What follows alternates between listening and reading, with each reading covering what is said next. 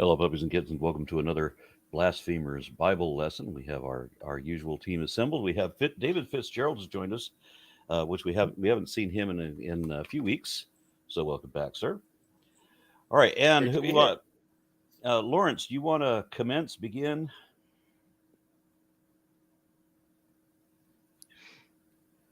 Lawrence, I think you muted. Lawrence, you're muted. Sorry. Yeah, so I suppose I can start with the reading. There's not really much to say about this chapter. Well, unless I have commentary as great. usual, so enjoy. You have commentary on this, Tomer? Yes, I have. What is it? Yeah, that's what I was waiting for. Yeah, no, I mean commentary for this chapter. As we go along, you mean? Yeah, that's what okay. Yeah. Ouch! What is that? All right, let's get started. All right, so we got chapter 16 here. Now Sarai, Abram's wife, had borne him no children, and she had an Egyptian slave girl named Hagar. Okay, I'm gonna stop. I forgot to say, I'm going to use throughout this chapter a text by Chazal called Bereshit Rabbah, which is a religious text written around 300 to 500 CE that contains interpretations by rabbis to the book of Genesis. So, according to the Chazal, Hagar was in fact the daughter of Pharaoh, and it says here, Oh, shit. Yes, it says here, Rabbi Shimon Bar Yochai said, Hagar was Pharaoh's daughter. When he saw the deeds on behalf of Sarah in his house, he took his daughter and gave her to him, saying, better that my daughter be a maidservant in this house than a mistress in another house. Yeah, right. That sounds very plausible. Yeah, right. Yeah, very, very plausible. Yeah, it's really interesting to see how over time the commentators have to add more to the story sometimes for their theological purposes, or sometimes because they actually find like some issue in the text. Because like I don't think these people are necessarily. I don't think these people are necessarily stupid. I think they're gullible, but not stupid. But sometimes the supplementary text is interesting and sometimes funny. Yeah, that's definitely sure. true. For the next chapter, it will be funny. I'm hesitant. Yes. Sorry, I'm hesitant because of the history of everything. I'm hesitant to criticize Jews too much, and also because I recognize that my reading of the text is influenced by a Christian interpretation. But like that commentary just seems so much of the we are so special. We are so special. Look at how the Pharaoh realized how special we are. It's like, unfortunately, yeah. Gee, I wonder where Christians got it from. Yeah. Okay. Well, this is why I was sad to. This is why I was sad to miss the episode where we talked about Lot's daughters, because that's an example of the opposite, where it's like. I will say this is an episode that requires a beer, and we'll get to that. I have Irish coffee. I may need to go back for a refill. Okay. I have rum, and I will continue. I will buy Guinness.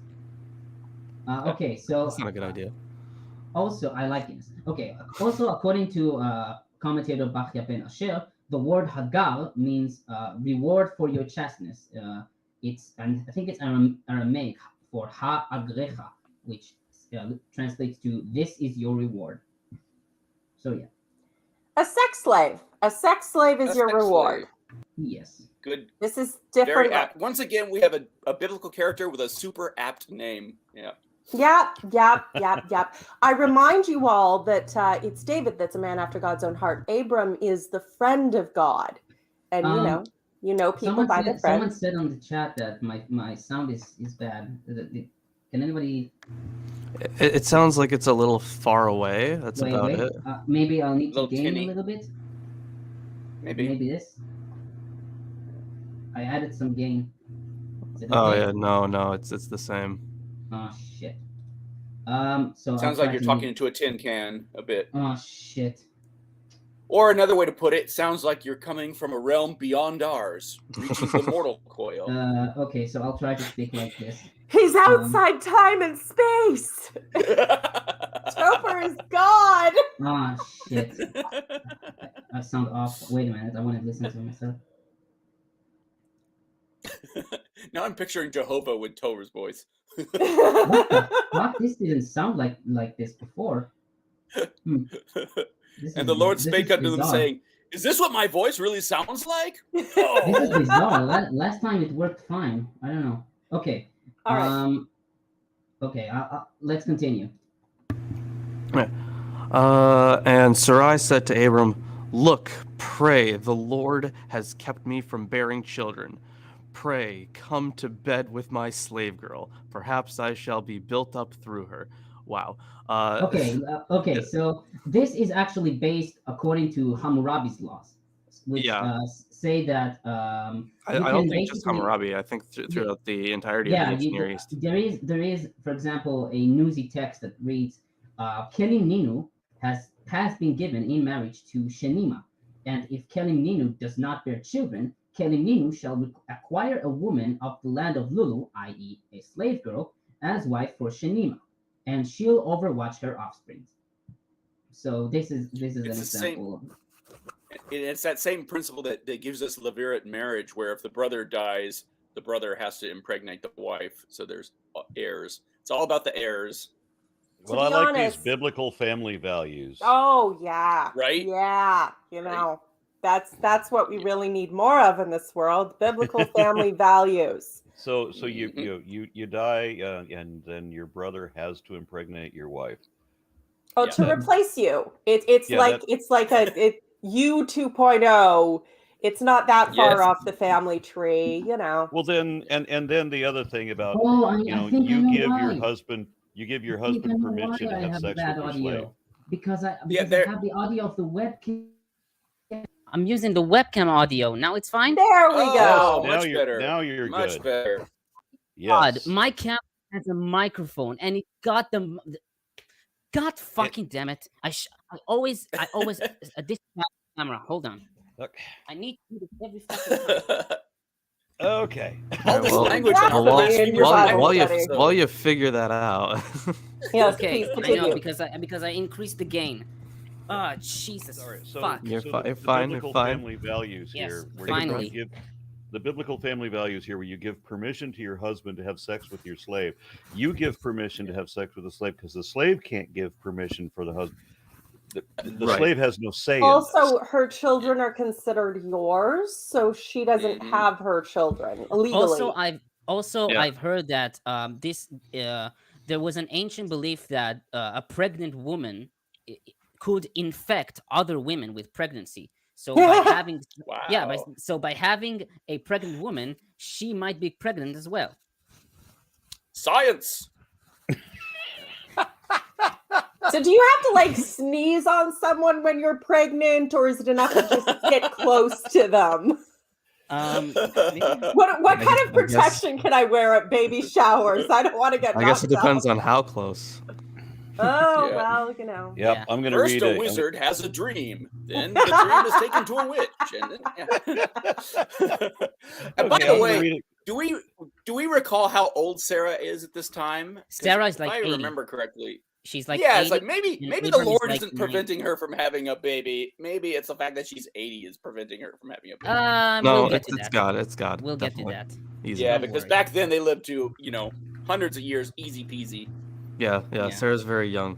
And they don't do anything that you would normally do as a teenager until they're like 50. Right. Yeah. Right. Yeah. They're like Vulcan years or elf years. Yeah. All right, I'm going to read a couple of chats in here. We got Robert Lawrence gave us $10. Thank you very much for that. And then Kicker White Lion for 50 Czechoslovenian kroner. Not Czechoslovenian. Czechoslovakia doesn't exist anymore. There was never a Czechoslovakia. Anyway, his comment is, facts. Lobsters do not die of old age. Lobsters are really damn stupid. Conclusion. Lobsters ate from the tree of life, but not from the tree of knowledge. Yes. That's why they're so delicious. That's really nice. Tasty life. Okay. Tasty. Yeah, exactly. Giant sea bugs. We shall continue. By the Bible. Yeah, and that's why we can't eat them. They're forbidden. Yeah. They're too good But to eat. that's the part of It it. all But makes that's sense now. Leviticus. Those laws don't apply to us unless they're talking about homosexuality, but not about tattoos. Yeah, exactly. Well, oh man, I cannot wait to get to I'm Leviticus. such a bad blasphemer. I don't have any tattoos. Should I start a GoFundMe? Yes. See, here's what I got as a tattoo. I don't know if anyone has watched the show Supernatural. Mm-hmm. Yeah. So I have the Mark of Cain. Nice. Yeah. Nice. So get a nice good biblical tattoo there. Okay, let us Very good. continue. And Okay. Abram heeded the voice of Sarai, and Sarai, Abram's wife, took Hagar the Egyptian, her slave girl, after Abram had dwelled 10 years in the land of Canaan, and she gave her to Abram, her husband, as a wife. So you're welcome, Abram, I guess. And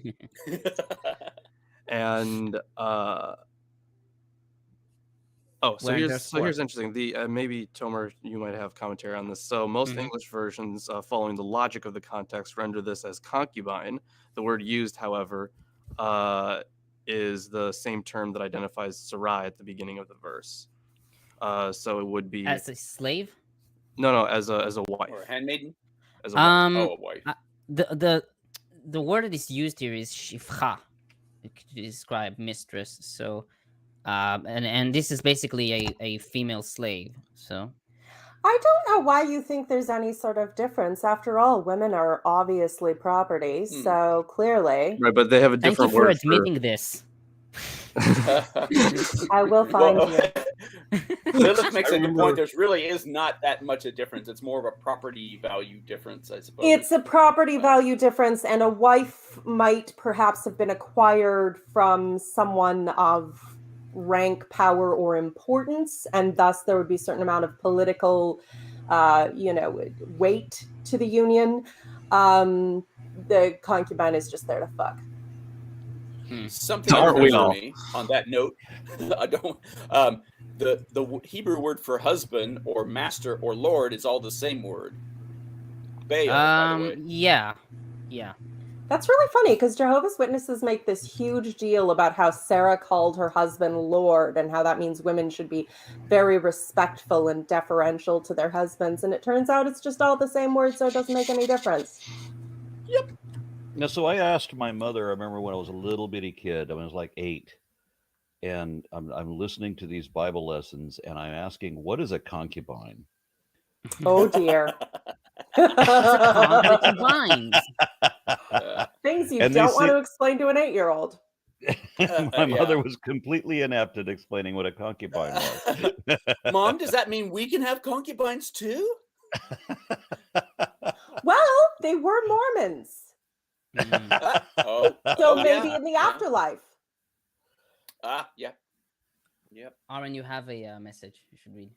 Okay, so Frederick Agerbo, I have no idea how to say that, sorry, says, Dear Aaron, have you read Paul Feyerabend's...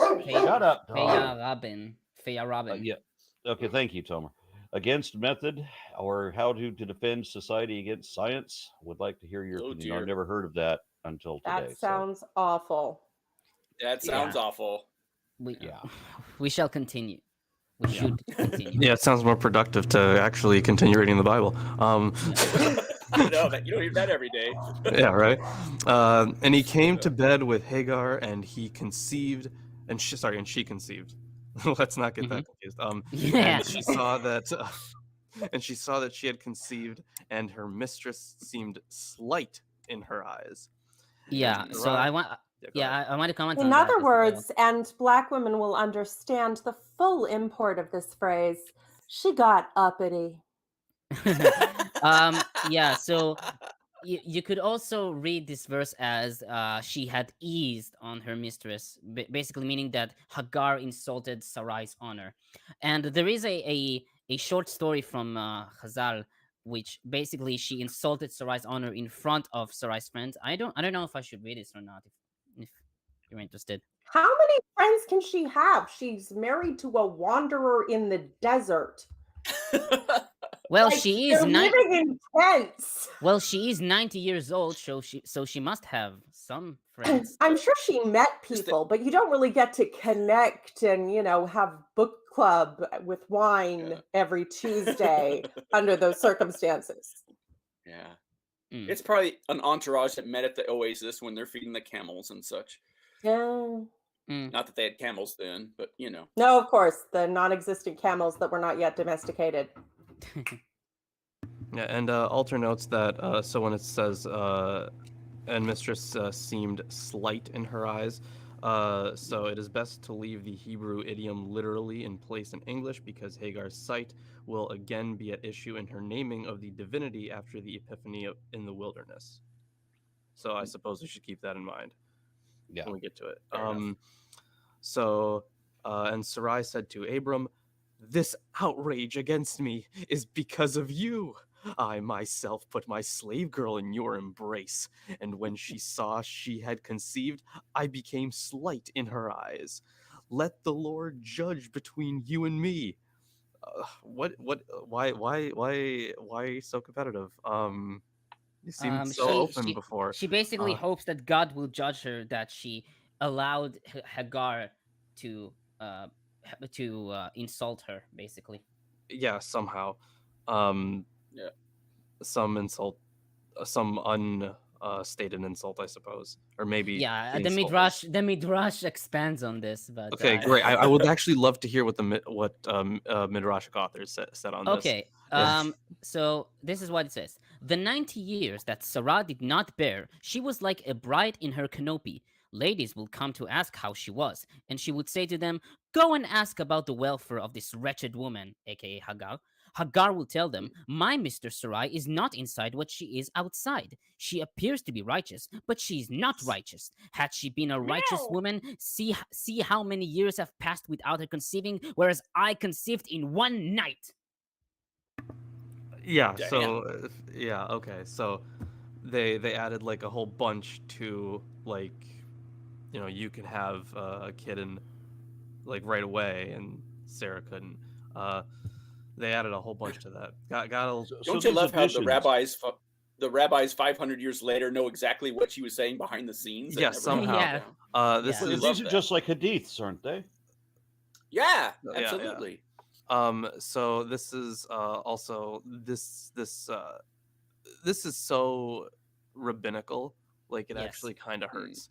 Like this is making shit up for a narrative. No, this is so. I added this because I thought it would be interesting because of how they add supplementaries to the text and how they brighten it up.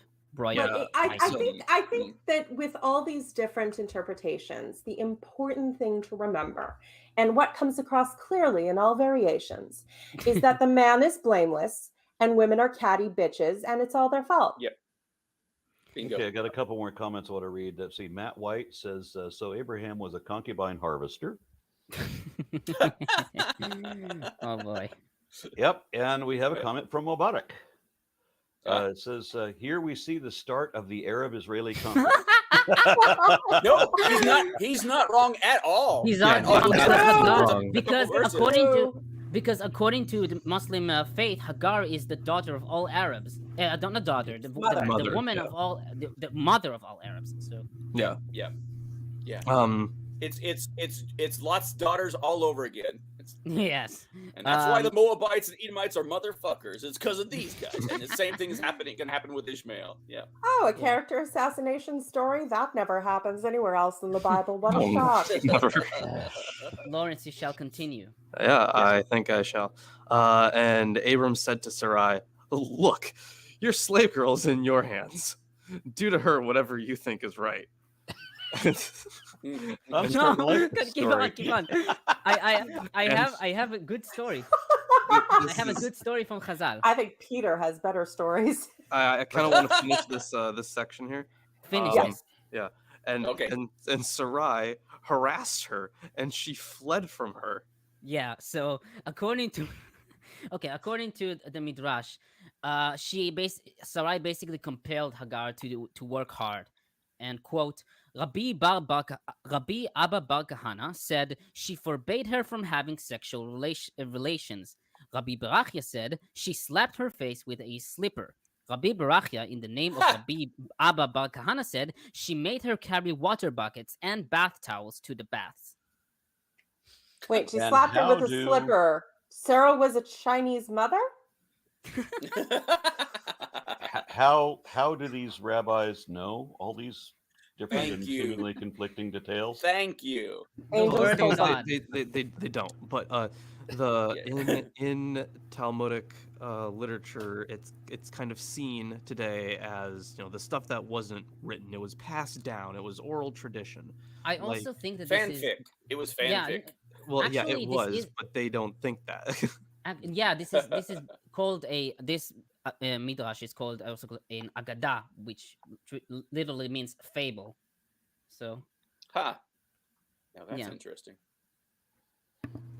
Continue, please. And the Lord's messenger found her by a spring of water in the wilderness. So this is the first occurrence of an angel in yes, Genesis. this is Moroni.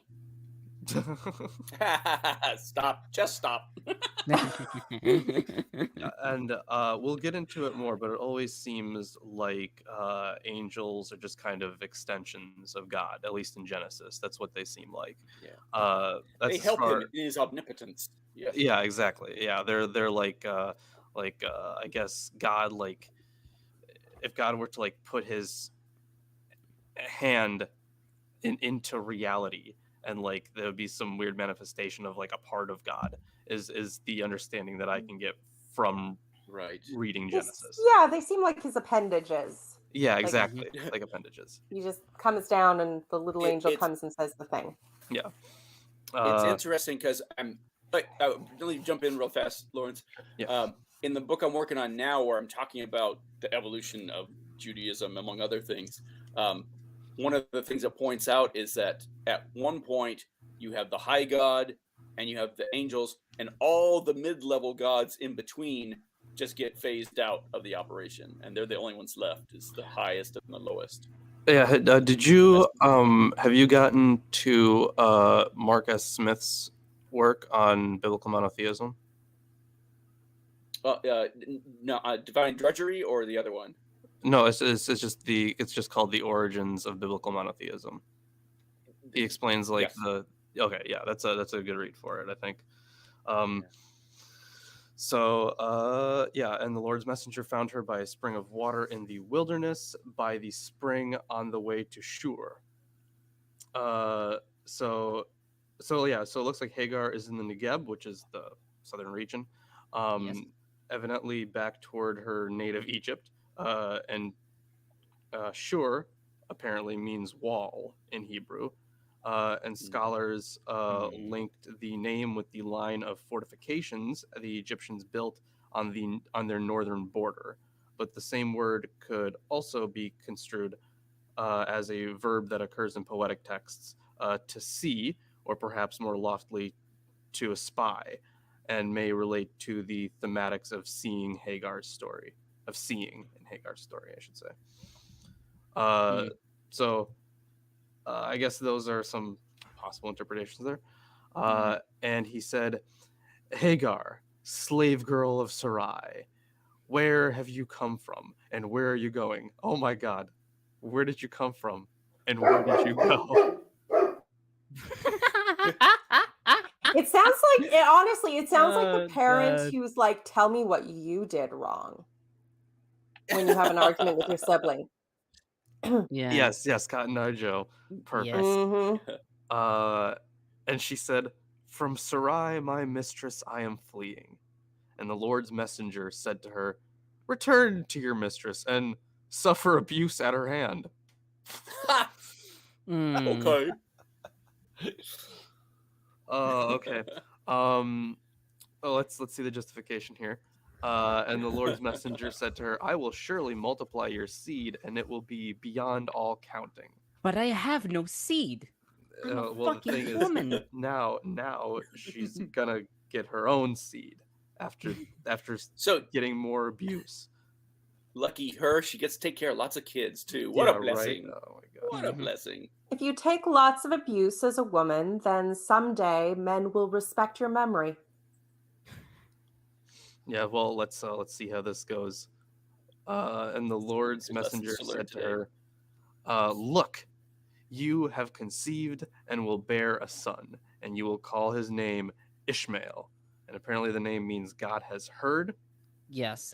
In Hebrew, it's Yishmael. Yishma means to he will hear, and El means God. So Yishmael.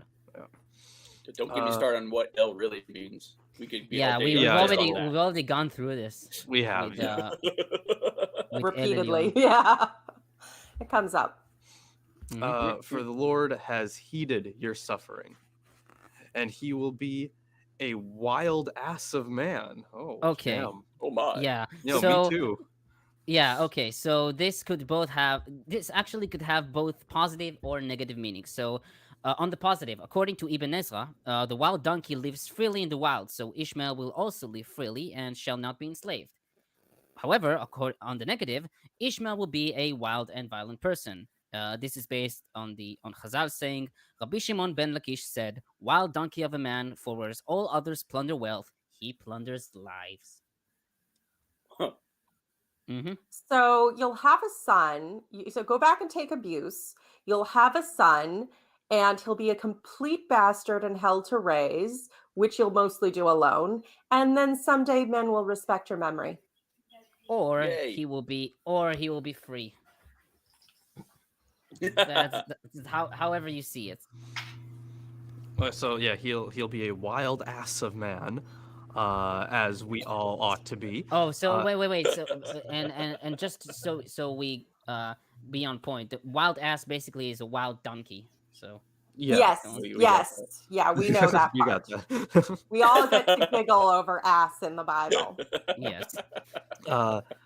His hand against all, the hand of all against him. He will Okay, encamp in despite of all his kin. So again, it could have both positive and negative meanings. On the positive, he will work on many areas and he will be a wealthy man. And on the negative, this is according to Rashi, he will fight against everyone and be involved with violent acts. Yeah, Now, looks like strong but dumb is the idea here. Yeah. He'll be like Khal Drogo. He'll be the stallion that mounts the world. Mm-hmm.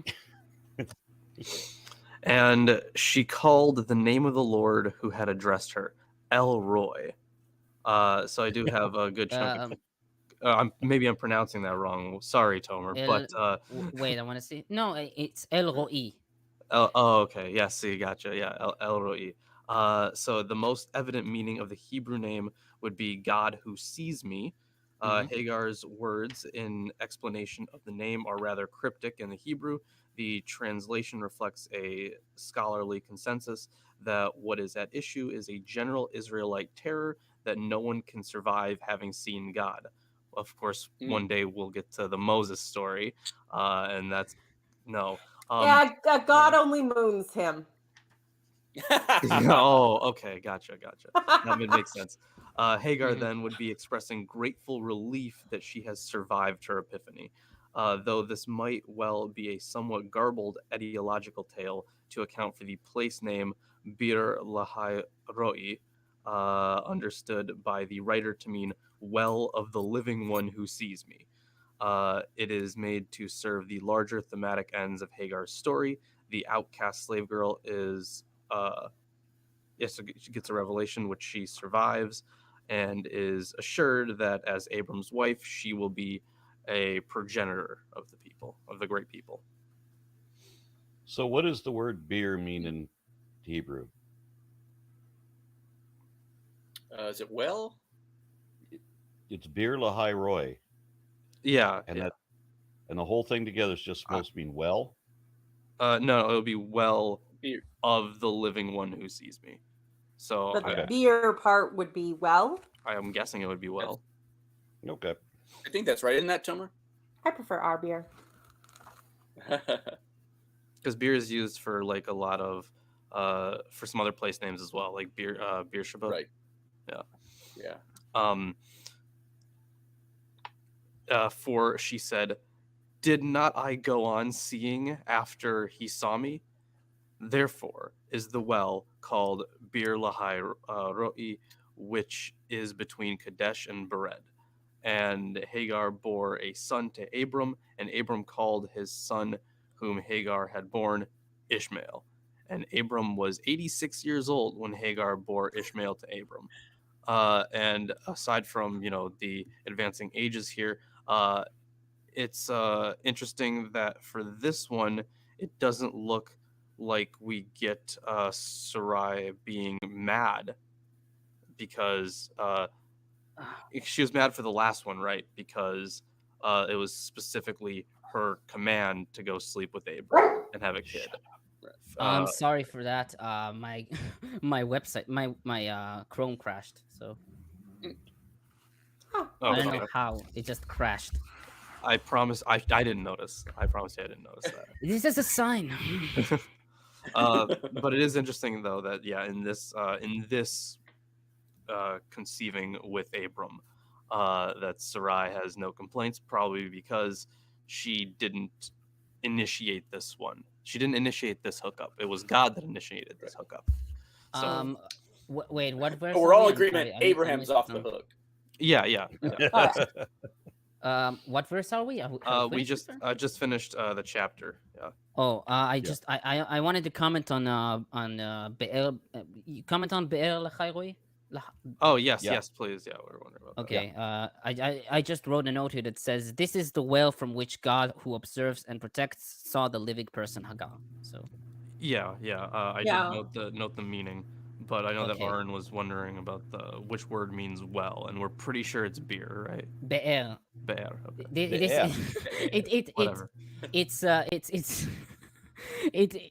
It sounds like it looks like beer, but it's be'er. Okay, so I got another question. Which is the correct pronunciation of when you have the God whose name is spelled Baal? Is that Baal? Is that Baal? Is it Baal? I've heard both. Oh, yeah. Baal. Yeah. That's how Hebrew speakers say it, Baal. Yeah, so Baal would be the right one, but I mean, Baal is fine too. Like, we know if everyone knows who you're talking about, it really shouldn't matter too much. Right. I would have thought that the two A's together would have been Baal. No, I think it's a different letter. No, you have there's the Ain, which makes it Ah. All right. And as a Yemenite origin, I have to stress the Ah. Okay, I'm going to read another. Are there dialectal differences that turn it into ale or al or? Yeah, I mean the Ashkenazi will. I think the Ashkenazi will say Baal, but the Yemenite will say Baal, or those who will come from Arab origins, Baal. Okay, and then I'm going to read another chat here. This is Silvio George Pantelimon. I would have to practice that. Silvio George Pantelimon. That's French. Okay. I don't know. All right. Yeah. That's why I don't speak French. Okay. So it says some interpret the angel of God as Jesus, but not calling him that. That's a real far stretch to prove the Holy Trinity in the Old Testament. Yeah, I believe we mentioned this. I mentioned this last time with the urge to insert characters as basically avatars of God and therefore Jesus to justify the Trinity thing. Last time with Melchizedek, the idea that Melchizedek was, a priest king of, in reality, a common Canaanite god, but they'll actually pretend that Melchizedek was Jesus. Again, avatar of God. So this is a theme that comes up a lot. It'll come up too in certain Christian interpretations of prophets that come to Abram later on, and a few other things. So yeah, and I think in the next chapter we get an example of that as well. So are we on the next chapter now? Yes, we are on the next chapter. Are. Gotta love the prime number of a chapter. Prime number. Oh my God, Landon would love this. Do we get to drink? I think we always get to drink. Oh, good. When we will reach to chapter 19, we will drink. Okay, and who's reading this one? Who wants to? Anybody takers? Lalander's been just a chatterbox all episode. Yeah. I'll do it. And y'all keep talking about drinking, but me and Oren went to a concert last night, and I had too much to drink, so I'm like, Oh no. Okay, so here we go. Chapter 17. And This is the circumcision chapter. Oh, excitement. Okay.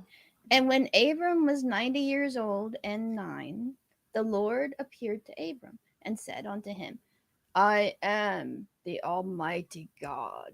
Walk before me and be thou perfect. Yeah, the Okay, one comment. do you want to go first, Lawrence? Okay, go ahead. Yeah, the one comment here is just to note that the word used for God here is El Shaddai, which is another one of the many names of God. Yes. The previous chapter was Yahwist. This chapter is Elohist.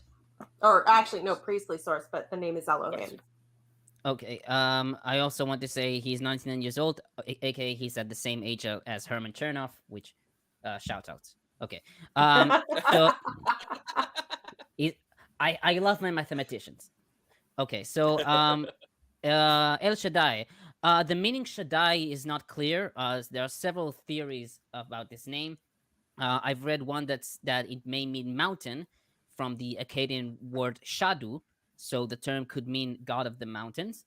It could also mean to destroy, as the root word Shaddad in Hebrew means to plunder or to represent God's power.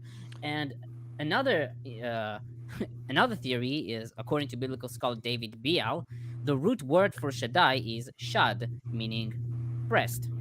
The word El Shaddai occurs 6 times in the book of Genesis. 5 of them relate to fertility blessings.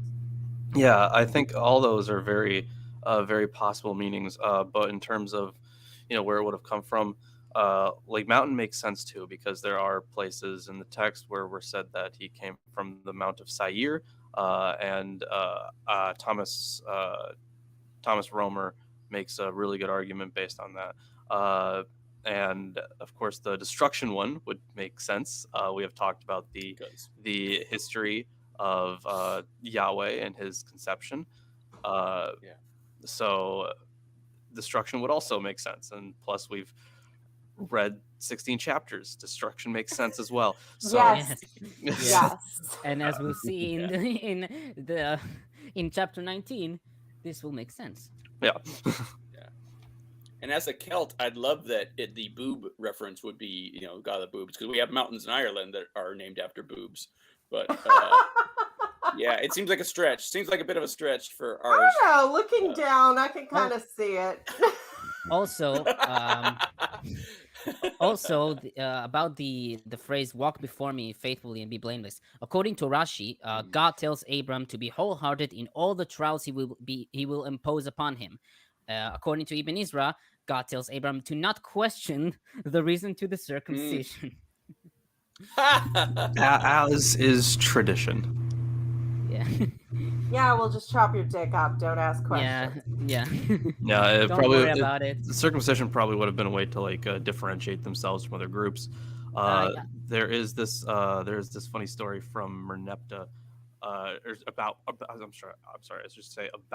Merneptah. So he was a pharaoh, and in order to count the dead bodies after a war, for some of them, I think if they were uncircumcised, I guess he cuts their dicks off, and if they were circumcised, then he cuts off like their hand or something, and that's how he got a count of the bodies.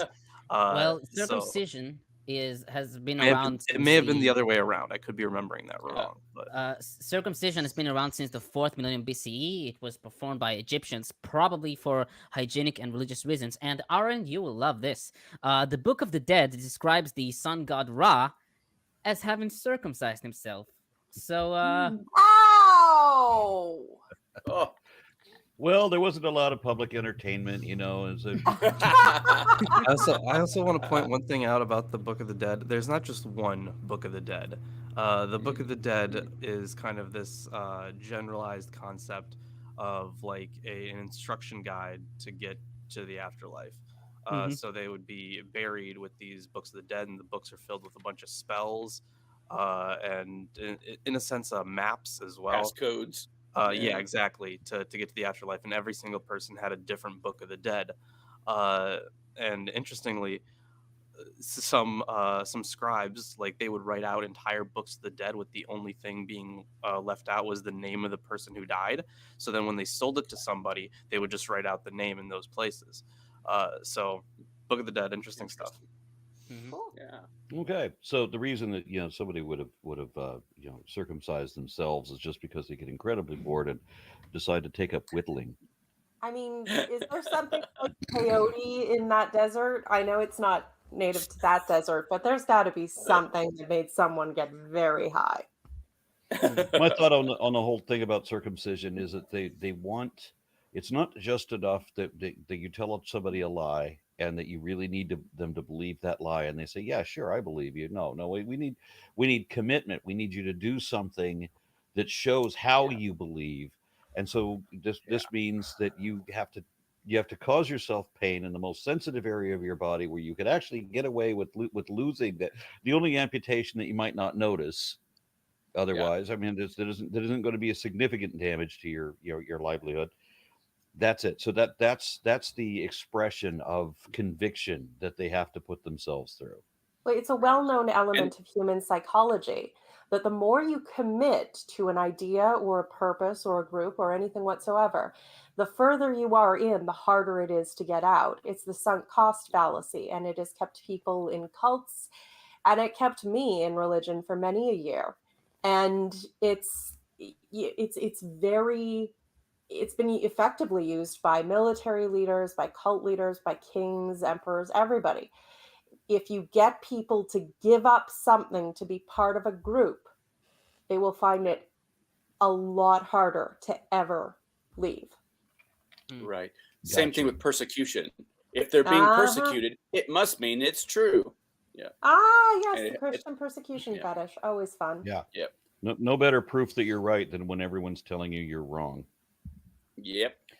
Okay, so I'm going to read a couple more chats. We have Ariel gave $9.99 and then did it again with a note saying only second donation. Thank you very much for that. And then Phobos, $5, says, loving the show as always. Wanted to know which version of the Bible Lawrence is reading. Looking to get one for my own blasphemous studies. So I'm reading Robert Alter's translation. So this is a here it is. So you probably can't see it very well. Hebrew Bible commentary and translation, Robert Alter. So this volume is just on the 5 books of Moses. So it's just on the Torah, but he has the entire Old Testament translated. I don't have the rest of the Old Testament on me, but yeah. So note that Lawrence is reading an altered version. Yes. Sorry, had to. And then dad jokes. Yeah. Trevor and Wright. Hit him with a piece of paper later for me. A rolled up newspaper. Whack. Trevor and Wright says, is the word El derived from the Canaanite gods? Yes. Okay. Yes. Short answer. It is a god in the pantheon. We went over it in previous episodes, but short answer is yes. Mm-hmm. Frederick Agerbo says that it and the should be this. There are two. Yeah, this looks like it's part one. Two parts. Yeah. He's talking about the previous comment about Paul Feya Rabin. Oh, gotcha. All right. So and should be of separation of state and science. So science would benefit humanity instead of kill us in the hands of politicians. But as I said, I can be mistaken. Okay. Oh yeah. So he's saying So main argument was that science shouldn't be wrought of morals, philosophy, or the view of value of humanity. Okay. Yeah. I'm seeing King Xerxes in here, but I'm not hearing him, and I don't see him on the screen. Xerxes? Yep. Xerxes. Here we go. There we go. Wait. Behold. Hello, everybody. Welcome aboard. Hello. You do know that you are named after a Babylonian king, Persian king. I am acutely aware of that. No. He Yeah. had no idea when he picked the name No, King but- Xerxes. He had no clue. No, yeah. I There mean, was another. No. But the interesting thing is that Xerxes is also known as Chashiash the first, and he is also Achashverosh from the. Some scholars say that he is The Book of Esther. Achashverosh from the Book of Esther. Yeah. So. Yeah. That's why Yeah. I'm named King Xerxes, because my girlfriend, my ex-girlfriend anyway, her username was Queen Esther, and I changed it to King Xerxes so that it would look like we were a couple online. Oh, Yeah. that's really quite sweet. Misky Fairy says Tomer is an awesome addition to this crew. Glad to have him here. Also, I'm curious, as a fellow math person, what's your field of interest? Well, I'm still studying for my Bachelor of Science, but I'm more interested in applied mathematics and particularly numerical analysis. Okay. That's All right. useful. So let's continue, please. Okay. And I will make my covenant between me and thee, and will multiply thee exceedingly. And Abram fell on his face, and God talked with him, saying, As for me, behold, my covenant is with thee. Thou shalt be a father of many nations. Neither Just shall said thy... that. Huh? He said that many times You before. just said that. Yes. Well, I don't. He's just maybe Abram's a little I'm- slow. I don't know.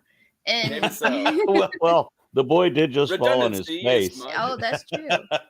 Yeah, that's true. It's like, are you listening? As I was saying before Yeah. you fell on your face. Neither shall thy name any more be called Abram, but thy name shall be Abraham. For a father of many nations have I made thee. Okay, Yeah, so, so go ahead. You want to comment or do you want me? I mean, my only comment was about the the renaming convention. So both Yeah, names can mine mean, as well. Yeah, both names can just mean exalted father or something like it. Yes, I've also read one that says that Abram is shortening for Aram, which is I think it's the kingdom of Aram, which Aram Where we get Aramaic and such. Yeah, I think he is also the son of Ishmael. I don't know. And Abraham is a abbreviation for basically the Av Hamun Goim, which is the word that describes father of many nations. Okay, yeah. So You know, okay. Sorry, Lawrence, go ahead. So the renaming convention, we're going to see it pop up quite a lot Yes. in the Bible. And the reason for it is it's establishing a covenant. It's a way to make like a new deal, a new relationship between groups. And yeah, it does pop up a lot, and I cover it in my Suffering Servant video, by the way, which just released yesterday. So you guys should watch that. Awesome. Check it out. Have to check that out. It sounded, Lilith, you had something you were going to jump in on. I do have a comment because, as I said, I highlighted my Pentateuch by, well, the documentary Hypothesis. I know you're not the hugest fan of that, Lawrence, but this is identified as priestly source in the original breakdown. And there may be some debate, but priestly source is written in Babylon when they're trying to weave together the disparate elements, and this habit of renaming Abram Abraham, Sarai Sarah, Jacob Israel, it to me very much smacks of developing a convention to bring together slightly disparate stories and myths from two different groups and say, oh no, they were always part of the same narrative. Bingo. Yeah. And that like it happens all the time in here, and it's more probable the more you see a character. So it very much, it seems like, okay, maybe the Israelites said Abraham and the Jews said Abram, and we're just gonna no, it's all the same character. There was a renaming. That's why the confusion. Because of God and covenant and yada yada yada. Yeah. Absolutely. And just to dovetail on that, Martin Noth, I think it was, speculated that the whole family tree we've got of the patriarchs, where you've got Abraham, Isaac, Jacob, these were all separate tribes, separate gods, and these were all blended together in one super family, the exact same way that the gods were blended into pantheons and super families. Well, and the 12 tribes were a mythical origin, like the origin of Jews were not actually from 12 tribes and slavery in Egypt. That's not how they started. But that would be a good way to take disparate tribes and say, oh, yes, but we're all family. We're all, part of the same, you're the tribe of Dan, but Dan is a brother of Simeon. So it's cool. We're cool. Exactly. And that's a late idea that comes out of the Hellenistic period, in my, not my humble opinion, but in the scholars have been following lately. So in another chat, for exactly those reasons. In another chat, say 10, that's a cute name, says, is it just Jewish stories that claim people lived for hundreds of years, or are there other cultures that say that make that same claim? I don't think so. I mean, you have the Chinese, I think. The Egyptians had like Mesopotamians, the Egyptians as well. Probably maybe the Americans. Well, I was going to say that we know that in this case, culturally, that there was some problems in translating the numbers, like with the Sumerian king list, which is pre-Christian, pre-Jewish. The Sumerian king list is one of the oldest documents archaeologically on record that has a syllabic text in it, and the description they give for all these people is that in the oldest generations, they live for tens of thousands of years. But they were working on a base 60 numerical system. And was it that individual, or was it their bloodline that lasted for so long? Like the Han dynasty, the Wu dynasty, the whatever dynasty. I don't know. Yeah, so one of the problems is in reading these numbers is that in the oldest sets, the archaeologists that were studying this and have now done the translations that we all read apparently multiplied everything by 100, because every age ends at a double zero, all of them.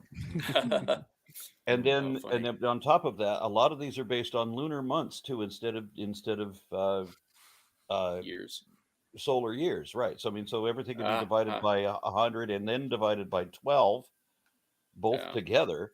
In not every case, but in most cases.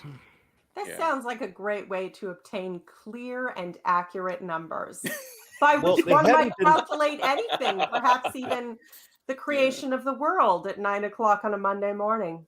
There's a popular idea there's a popular notion that the number 0 hadn't been invented yet and wasn't a concept yet.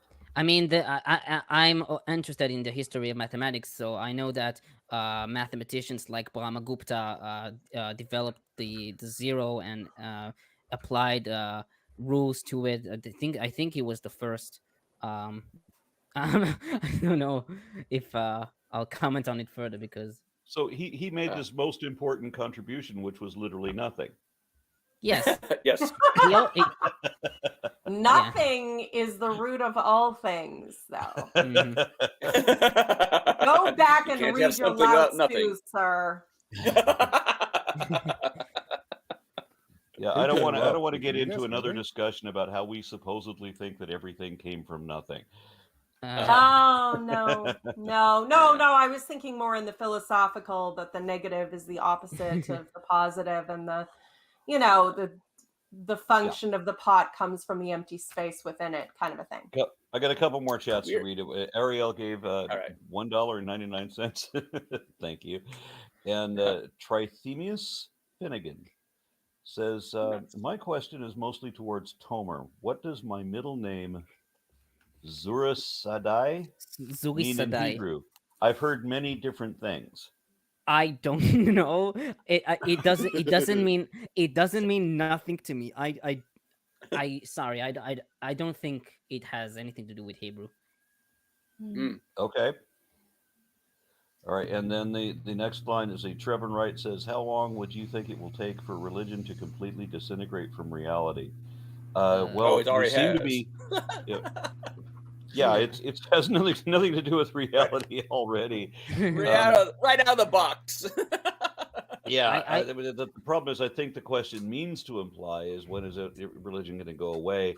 And at the moment, I'm sorry to say, we are evolving backwards. Yeah, I also want to becoming mention. increasingly stupid. I also want to mention Religion for Breakfast's video about if religion is going to fade away.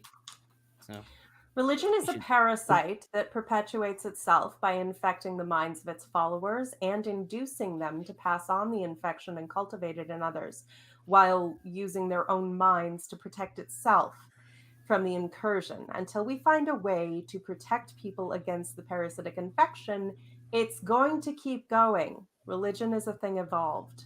So I would say, I'm not sure globally, but I know that at least in the States, religiosity is going down. Now, it is unfortunate that those in power are still very religious and are making laws based on that stuff. That's a pain in the ass. But and the thing is, I guess it would depend also on how far you want to go to call something religion, right? Because like religion, we generally think of it as, needing to like have a god, and but most of the time religion can be defined as like, it definitely has rituals, right? It definitely has rituals for certain days and weeks and stuff like that. it's time for church. So yeah, exactly. So it's perfect timing. So I would say that like it's arguable that there is a modern American religion too, with mostly in the form of nationalism, but or like American exceptionalism, right? So when it comes to when it will all go away, I think before anything starts to go away necessarily, it will change. It will change into something that is probably closer to like the spiritual kind of thing, because a lot of people seem to need that. I don't fully understand why. They're just kind of looking for some kind of hope, some kind of comfort. And while I get that, and so it won't like totally go away. It's of course it can be. It's way less. If you consider yourself spiritual, that's usually way less toxic than being like super religious. So it's better. But I don't think it's just hope, though. I've been looking at like witchcraft practices and trying to understand them.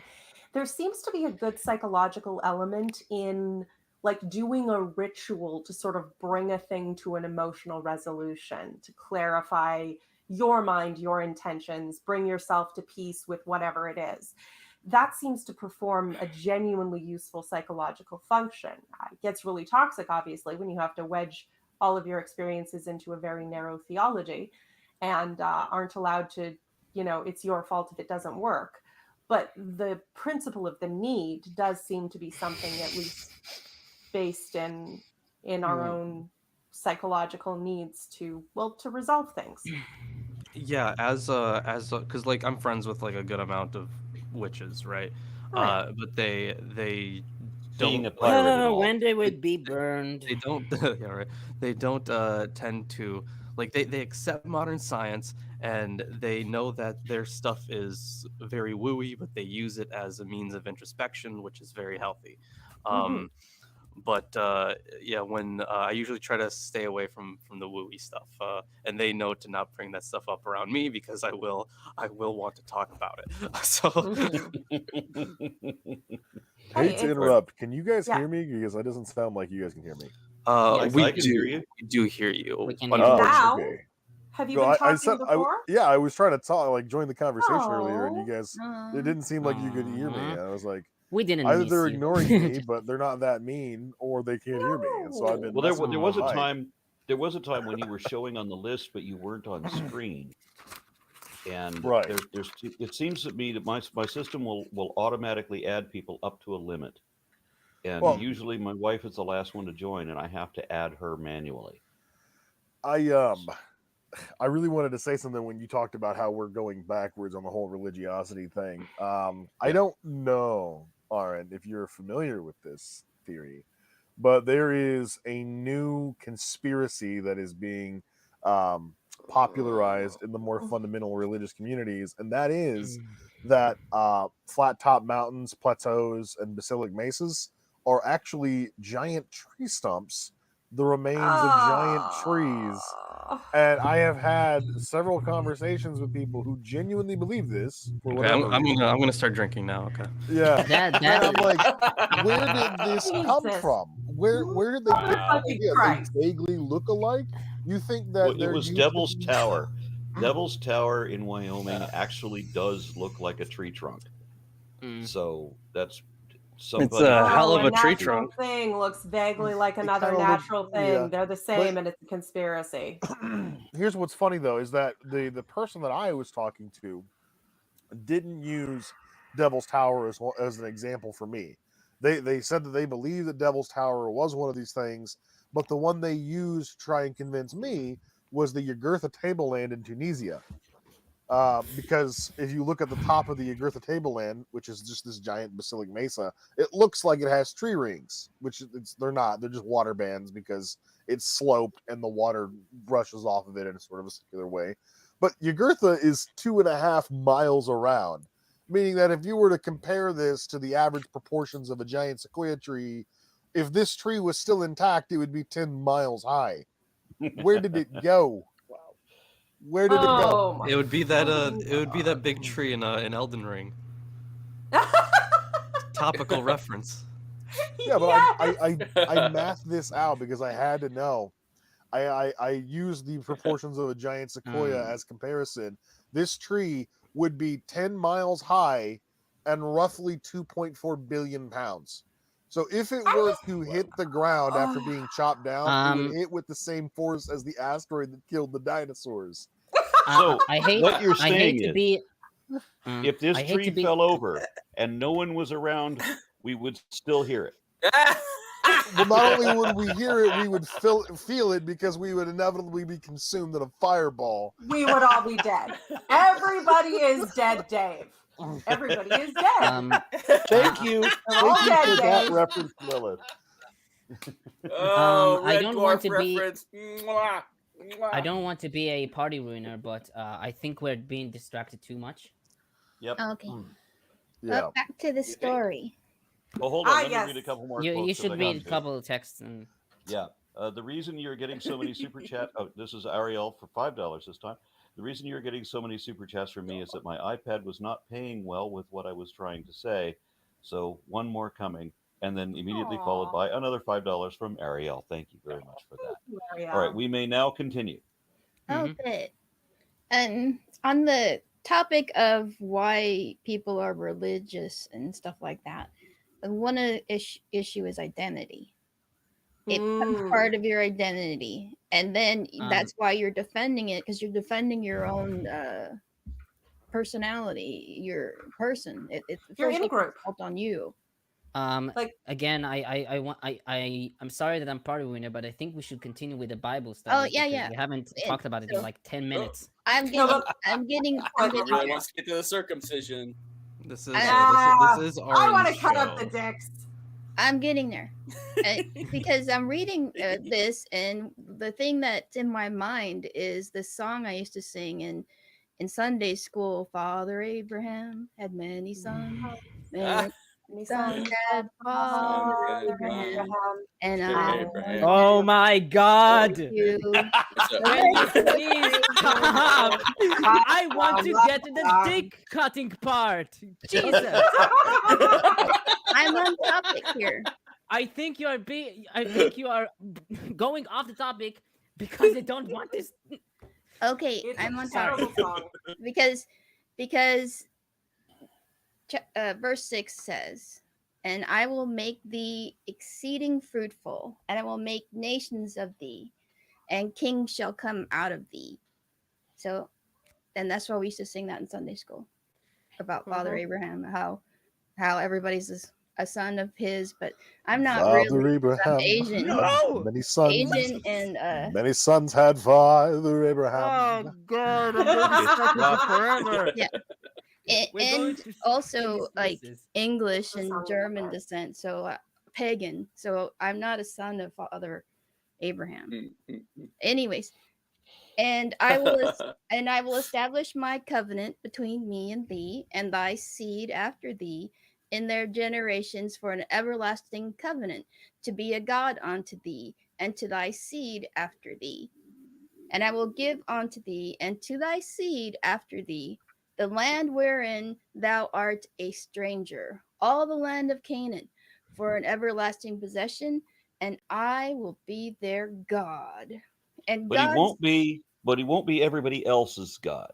no, Yeah. It's just Yes. this one Unfortunate. lineage. Right? Yes. his chosen ones. Yeah. And, and God said unto Abraham, thou shalt keep my covenant, therefore thou and thy seed after thee in their generations. This is my covenant, which ye shall keep between me and you and thy seed after thee. So here it is, Tomer. Every Yes. man child among you shall be circumcised. That's my So, covenant. okay, so let's go over the covenant. So God gives Abraham one. Abraham will be a father for many nations. 2, he'll be the God of Abraham and his people. 3, he will grant Abraham's descendants the land of Canaan. Now, Abraham's part of the covenant to cut off his foreskin. Sounds You weird. know, I have to say, this is a pretty shit deal, considering that one of the few things I do know about Jewish culture is that they have a common prayer, oh God, in your mercy, choose another people. Oh God. I've also read some Jewish commentators that try to give reason to the circumcision. So I have 4. These are short, however. Okay, so first of all, Maimonides says, I think that one of its objects is to limit sexual intercourse and to weaken the organ of generation as far as possible, and thus cause man to be moderate. Second is Rabbi Saadia Gaon, who says, I will elaborate that this, aka the penis, is complete, which has no addition and no disadvantage, and the creator created the addition, aka the foreskin, such that when it is removed, it, aka the penis, shall be complete. So according to Saadia Gaon, the without the foreskin, man is complete, but with it, it's not complete, so it needs to be removed. But with it is not complete. That's interesting. Having Right. more means you have less. What God is Yes. admitting to is a factory recall. Yeah, there you go. Yeah, another instance of that. So he definitely has it's kind of like a comedy of God's fuck ups, right? Yeah. So when we got the flood, right? That was his first big one. But I do want to point out that circumcision was it was in a few West Semitic cultures at the time, but it was also included in the priestly class in Egypt. There's a bas relief at Karnak. Yes, that shows. It's a surgical detail there. Yeah, So I've also said that according to the Book of the Dead, Ross circumcised himself. So, well, and I have to say, like, this is why this week, when I think it was Dark Matter 2525 asked people for their 4-word summary of the entire Bible, mine was, God fucks up everything. I have Which two I more maintain is entirely accurate. Yeah, I have 2 more commentators, so bear with me. Rashi says, walk before me by observing the precept of circumcision, and through this you will become perfect, for so long as you are uncircumcised, I regard you as having a blemish. So basically what Saadia Gaon says. Yeah, and it's important to realize also why this would be important for the priestly class, because if you had a blemish, you couldn't sacrifice at the temple. Yeah.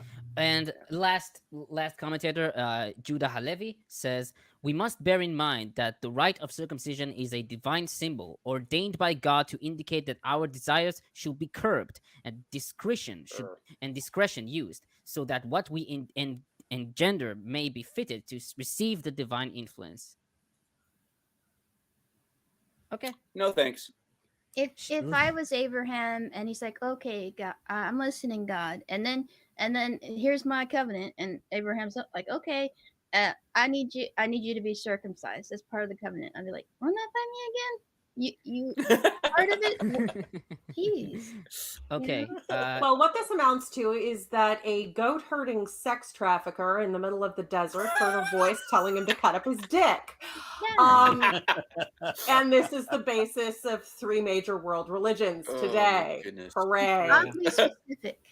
You know. You should. I want to read. I want to read the Lilith version of the Bible. I would read that whole thing.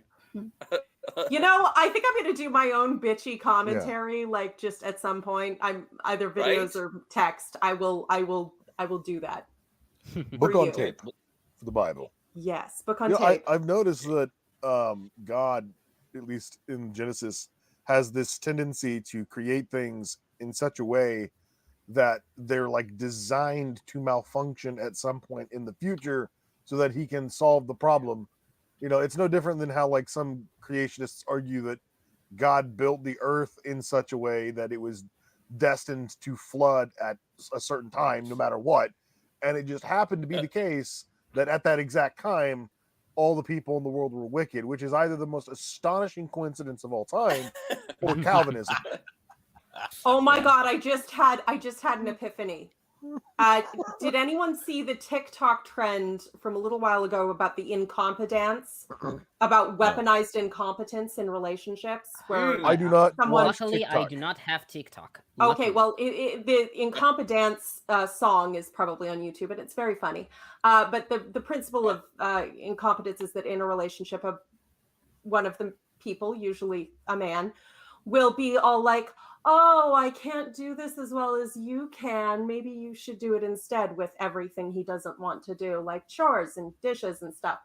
And weaponized incompetence, basically getting other people to do your work by screwing it up on purpose. And it's really a form of gaslighting. And I'm wondering, is that what God's doing here? Is the entirety of creation just weaponized incompetence so he can blame us and get us to do all the heavy lifting? So considering, go ahead, David. Go ahead. Yeah, I was considering all these stories were written way after the time they're set in. It's like, and that's why everything was fucked up, because not God's fault. It's here, those Israelites, they just kept falling down on the job again and again and again and again and again and again. Yeah. Which is really freaking impressive when you think about it, because I mean, in today's day and age, people see Jesus on toast and they're convinced for life. The Hebrews watched him part the Red Sea and decided to worship a cow 10 minutes later. Right.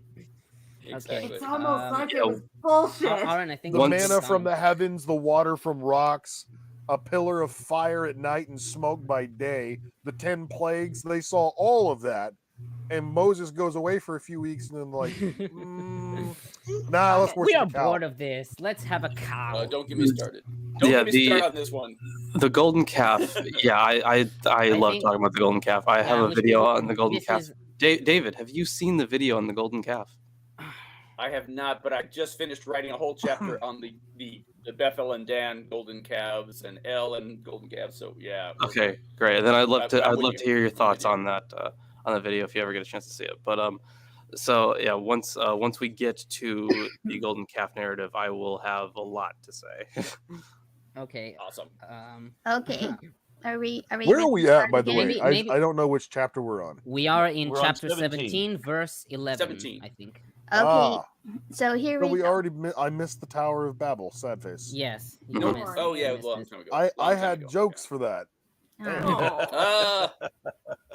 Sorry, I have to work sometimes on Saturdays, so I'm not able to make it all the I time. feel your pain. I was working like up till about 3 minutes before I joined. Yeah. Ah, Well, I done, appreciate you making it here. Absolutely, I try my best. All right, who's good at Verse 11.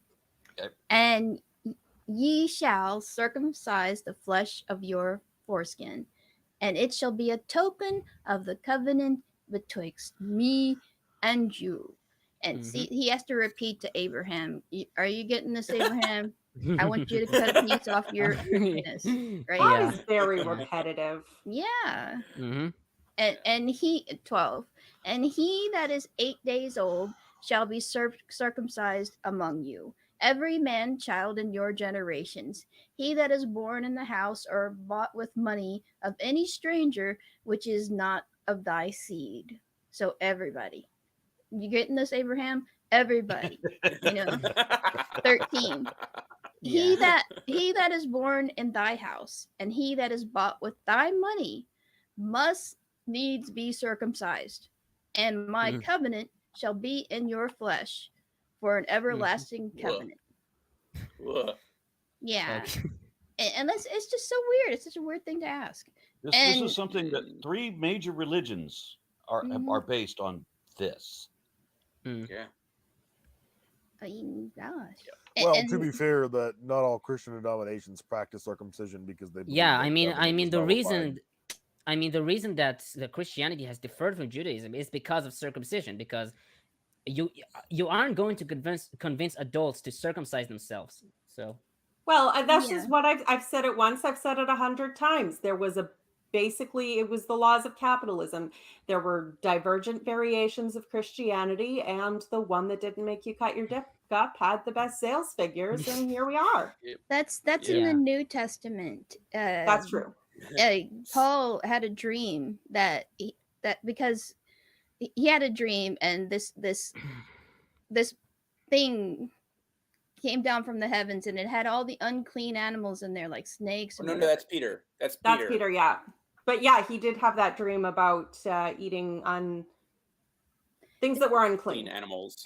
And that's what, and the new churches were arguing about whether Gentiles could be Christians because they were uncircumcised. So that's the whole point of, well, God said, if I told you to eat it, fucking eat it, right? If that's so what there's I this said. great line. There's this great line in the non-canonical Gospel of Thomas, where the infancy gospel, or where the disciple, I'm pretty sure it's the Gospel of Thomas, where the disciples ask Jesus about circumcision, and Jesus's response is that if God had meant for us to be circumcised, we wouldn't be born with foreskins. But you just said God. You said it but the Bible. Yeah. Yeah, you gotta love those apocryphal texts, or not apocryphal, pseudepigraphal texts, I guess. It's all pseudepigraphal. Yeah. Okay, let us continue. Okay. And the uncircumcised man child, whose flesh of his foreskin is not circumcised, that soul shall be cut off from his people. He hath broken my covenant. Okay, so the uncircumcised man who is not circumcised. Yes. Just a little bit redundant there, God. Okay. Yeah. But being redundant is really my job. My job is redundancy. The Department of Redundancy Department. Basically, he says basically he says those who are uncircumcised, who will not circumcise themselves, basically they will get killed. It's just one of those. And the number of counting shall be 3, being the number, not to 4, not 5. Neither count thou 2, accepting that thou then proceedest to 3. 5 is right out. Yeah. I think. Thank you. I think perhaps God's habit of repeating himself comes from the fact that the Israelites didn't listen very well. Clearly. Okay. That or he's high. Because keep in mind, he repeated himself like 4 or 5 times. They still fucked it up. Yeah. Book of Mormon does the same thing too. It's hilarious. Yep. It's almost like someone's pontificating and trying to sound important, which is always what people who are genuinely important and powerful do. Really? Indeed. Well, they speak really loud. It's the redundancy that they bring up again and again. It's what makes them valuable. And the repetition too, like they're drilling it into your mind. It becomes a part of your identity, is what I'm saying. And just like that song comes into my mind automatically when we're reading this, because that's how indoctrination works. Yeah.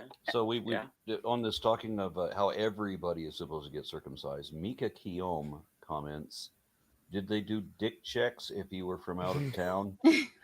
Serious question. I doubt it. I Wow. doubt they did No, dick I mean, checks. the circumcision was meant only for the descendants of Abraham and those who he purchased. And their slaves. Yeah, Well, and their slaves, yeah. But then would they have them at the temple? Like there's in the temple, there's the outer court where the Gentiles can come, and then there's the women's court one in from that, and then there's the men's court. So to go into the inner circumcised Israelite men court, do you have to show your dick? So I think a lot of, if we're being honest, I think a lot of the time they probably would have been able to tell from like how people pronounce words. Like there's that whole thing about shibboleth, right? Right. Fair enough. What? Yeah. What? But the only way to be certain. Yeah, they would see how you pronounce the like certain words. But it was they're Basically the American test. Yeah, exactly. Yeah. We do get a story kind of about it later, but that probably just would have been a way to differentiate it. But we kind of do that now, so. Okay. Okay. Let us continue. There is a fun fact because they did do that with a new pope. They did check if he had one. Ah. Yeah. So I think it's yes. I think it's a myth. No. I think it's a No. Yeah, Oh. it's a myth. I believe it's a myth. Yeah, it's a myth based on mistaking about toilet for a throne where they would look at your junk. And also because they were both so gaudy, you couldn't tell the difference. And also there is a story about a female pope. So to check Joan, if the pope so to check if the pope isn't a female. Yeah. Okay, let us continue. Okay. And God said unto Abraham, As for Sarai, thy wife, thou shalt not call her name Sarai, but Sarah shall her name be. Yeah, so according to Chazal, it may be that by changing her name, she can now give birth, because Sarai was like a man, Hebrew ish, and Sarah, with addition of the letter hey, is now like a woman, isha. Are we saying Sarah is trans? Linguistically trans, yes. She's spiritual it's science. trans. It's science. I mean, Eve was a genetic clone, which means she was trans, and God just magicked up some new parts. So it wouldn't be the first time. And she could not conceive, right? That would generally affect your ability. For 90 years, and now she changed her name, and hallelujah, she can conceive. Bingo. It's kind of like the golem. If you just change a letter here or there, it springs to life, or it goes back to death. Yeah. God loves to test people's faith. So Abraham, he laughed when he told him that Sarah would conceive. And about the laughing part, we will get to it later. I have a comment about this. We all because, but the point here is that that God is like, no, listen to me. I'm telling you, Abraham, that you will be the father of many nations. And we're getting to this part right now where he laughs at God, right? But I'm about to read. We'll get to that. It's here right now. But he was testing his faith. He made him wait a very long time, and just to see if he believed you. Do you believe me, Abraham? You still believe me? And God is a dick. Yes, he is. Okay, and I will bless her and give thee a son also of her. Yeah, I will, or yay, or I'm not sure. Yeah. Okay, yeah. I will bless her, and she shall be a mother of nations. Kings of people shall be of her. And then Abraham fell upon his face and laughed. Wait, okay, so I'll have to comment on this, because according to Targum Onkelos, which is an Aramaic translation of the Torah from the 2nd century CE, Abraham laughs because he's happy to have a son. He's not he's not laughing because he insults God, or he laughs because he's happy. Mm-hmm. According to the Targum, and said in his heart, shall a child be born unto him that is 100 years old? And shall Sarah, that is 90 years old, bear? And Abraham said unto God, "Oh, that Ishmael might live before thee."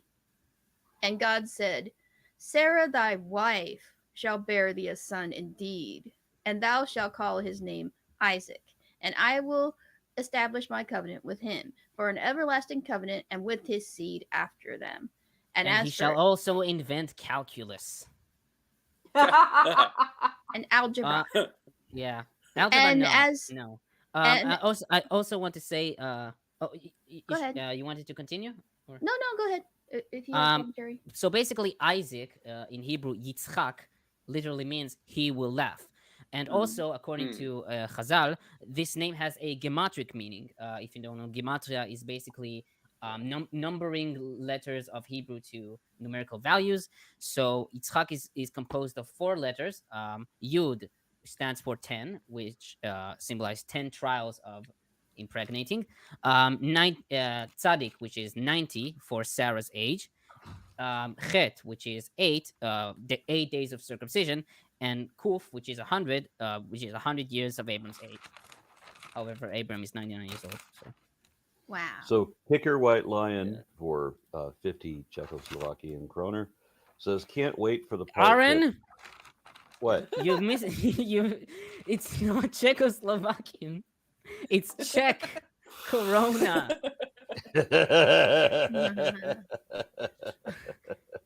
Here I thought I corrected since I was Czechoslovenia before.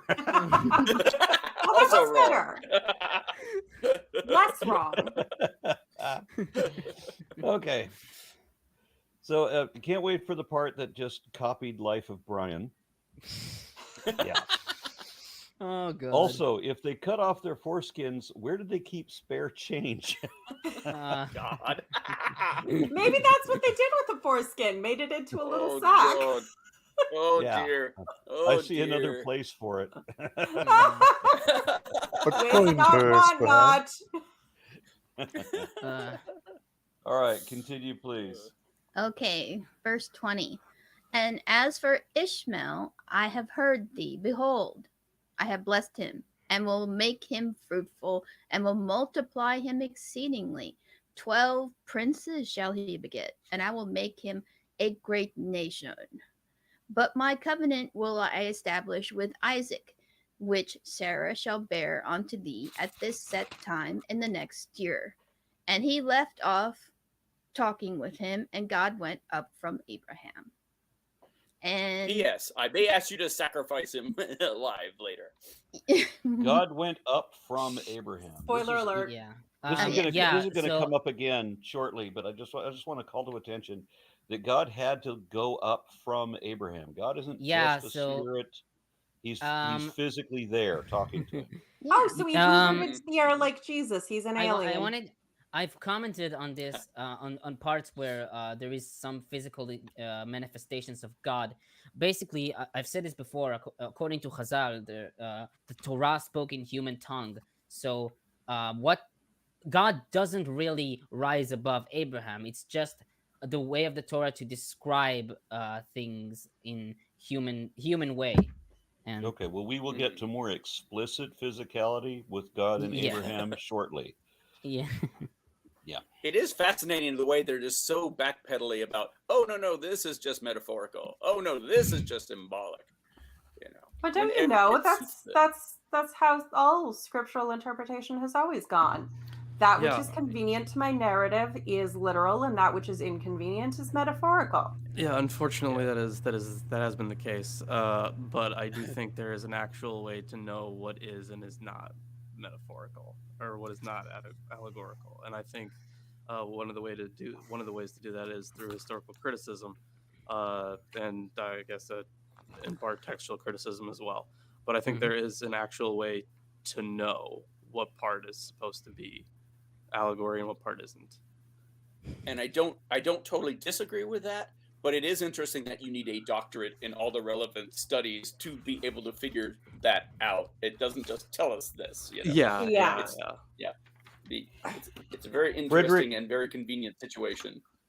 Frederick Agerbo says, Aaron, if you want, could I read Against Method and How to Defend Society Against Science again? and represent the arguments for you so to react to. P.S. Sorry for all the philosophy talk. Yeah, we can do that. Just we'll arrange like a video hangout, and we can have a discussion about it if you like. Just let me know when and where. All right, let's continue. Okay. And Abraham took Ishmael, his son, and all that were born in his house, and all that were bought with his money, every male among the men of Abraham's house, and circumcised the flesh of their foreskin in the selfsame day, as God had said unto him. I mean, can you imagine this? Like there's a note from where I'm reading that he had 318 slaves, and and they're like, God told you that we need to do what? You know?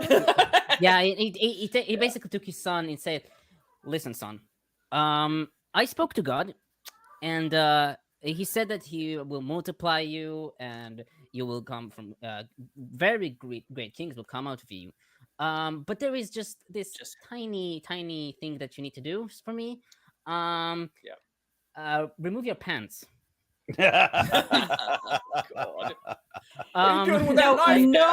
No scenario in which a religious figure says "pull down your pants" ever ends well. I also want to mention that I wondered, how did Abraham circumcise himself? And I didn't think I would search for this question, but he used a cigar clipper. No, I found something. I don't know if this is a perfect answer, but according to the Midrash. Oh God. Okay, according to Midrash, Abraham had his he had it was easier for him to circumcise himself because his foreskin had been flattened due to having sex. What? Anatomy, everybody, anatomy. I mean, I know things get saggy after 100 years, but your foreskin? Once again, the celibate priests have shown us the way.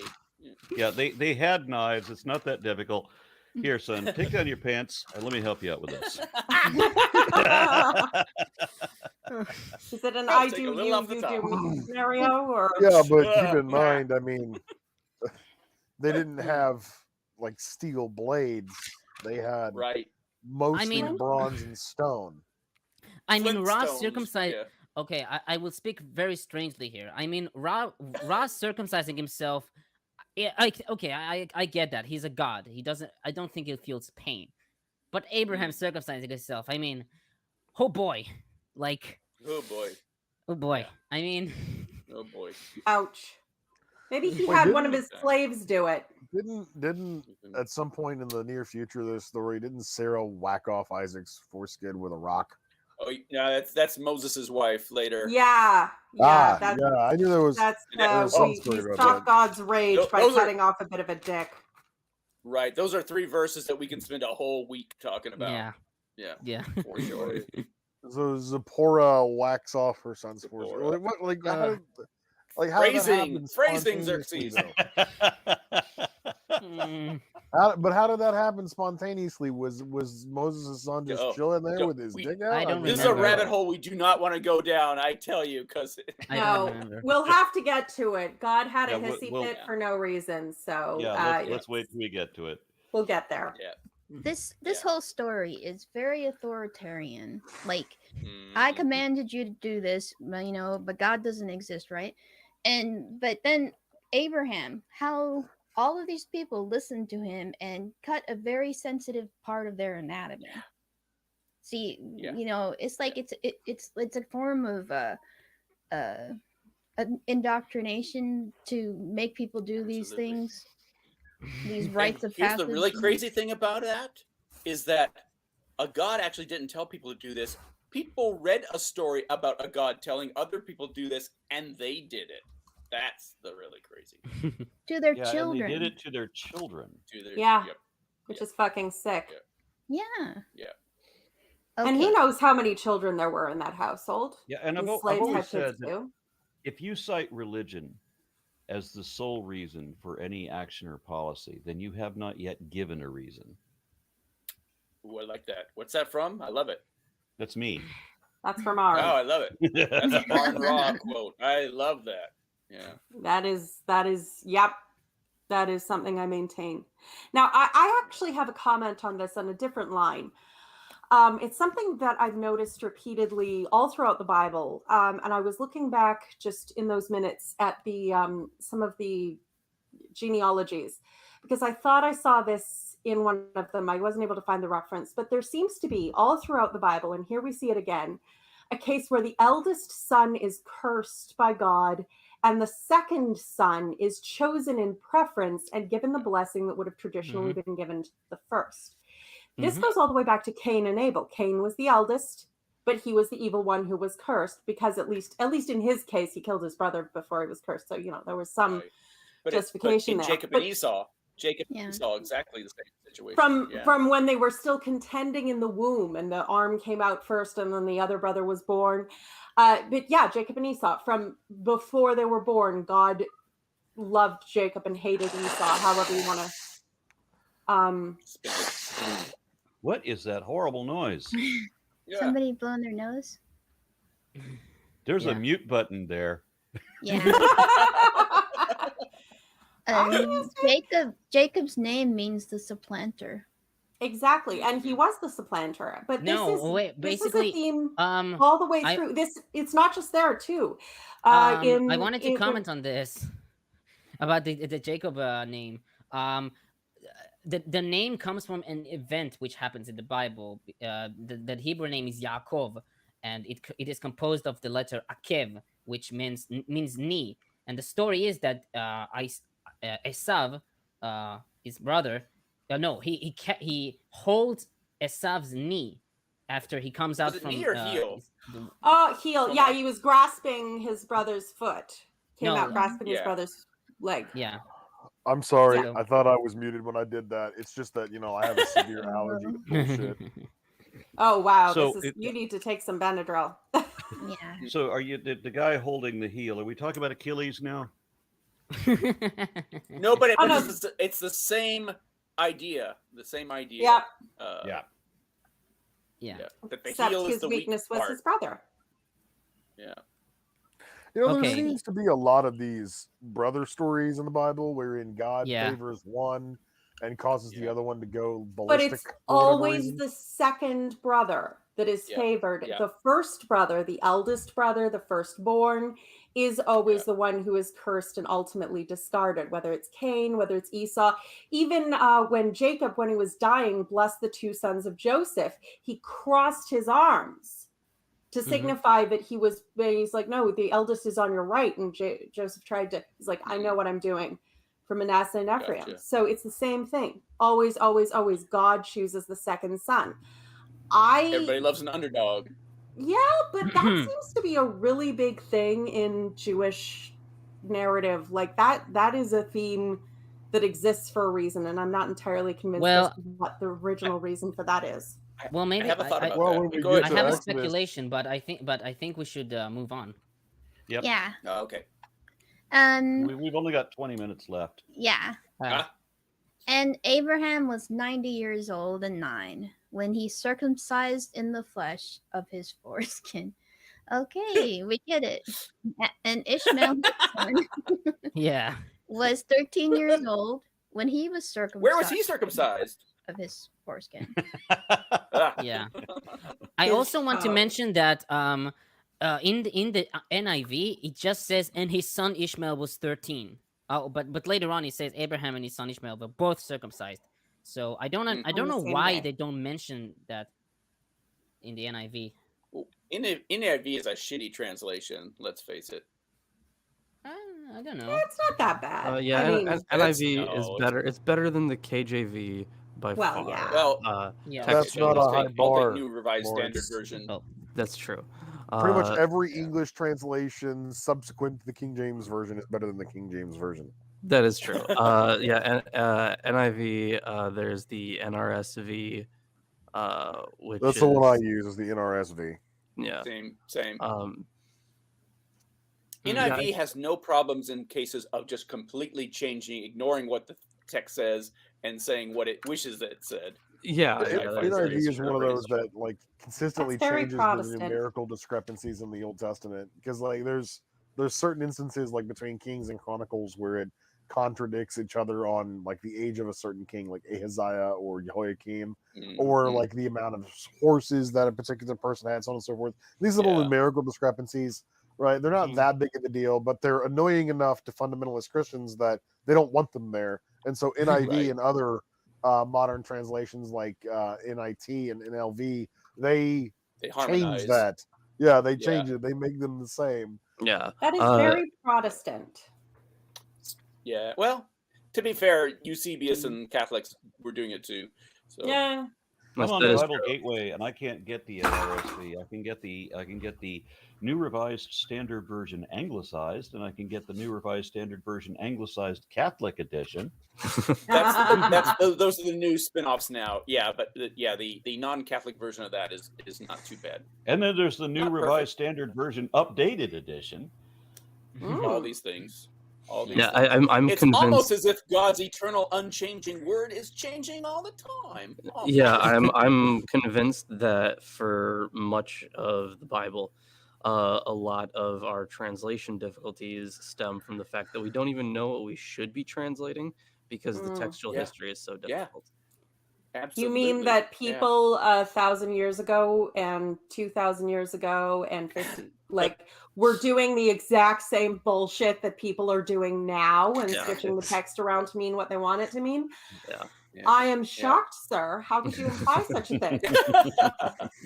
I have a chicken or egg question for Tomar because when you brought Tomar? up gematria, hold on. Sorry. Let's correct. I mean, your American accent is already horrible, but sorry. Wait, mute button, please. Sorry. Yeah, what would Aaron think of the the misnaming? Yeah, what would Mr. Larry will say? Forgive me. Okay. Yeah. Continue.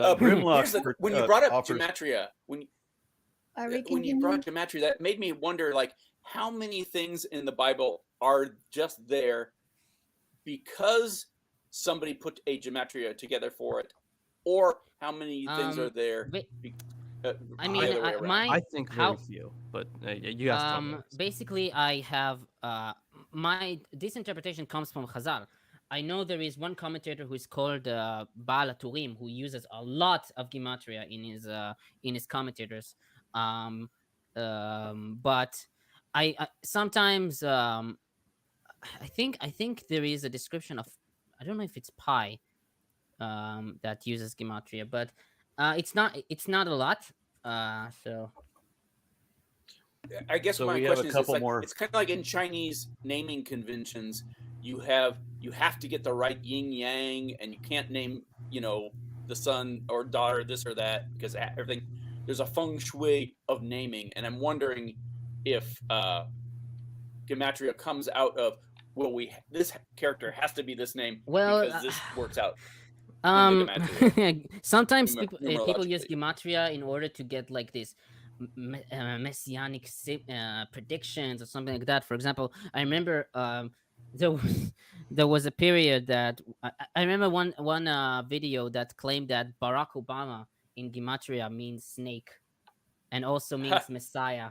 So yeah.